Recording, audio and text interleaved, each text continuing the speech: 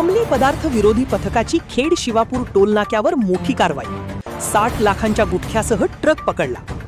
प्रतिबंधित गुटख्याची शहरात होणारी तस्करी रोखण्यासाठी पुणे शहर पोलिसांच्या अंमली पदार्थ विरोधी पथकाने मंगळवारी मध्यरात्री खेड शिवापूर टोल नाक्यावर मोठी कारवाई केली.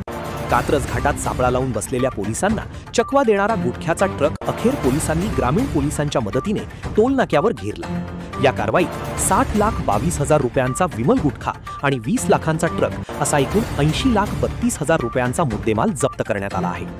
श्रीशैल तम्माराय हाळके, वय 32, राहणार उमदी, जिल्हा सांगली असे अटक आरोपीचे नाव आहे.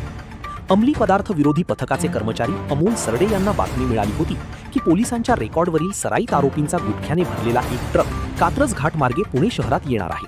त्यानुसार वरिष्ठ पोलीस निरीक्षक वाहिद पठाण यांच्या मार्गदर्शनाखाली पथकाने 28 एप्रिलच्या मध्यरात्री राजगड पोलीस ठाण्याची पुणे ग्रामीण मदत घेतली. दोन्ही पथकांनी तातडीने टोलनाका गाठून ट्रकची नाकेबंदी केली. ट्रक चालक श्रीशैल हाळके याला ताब्यात घेतले.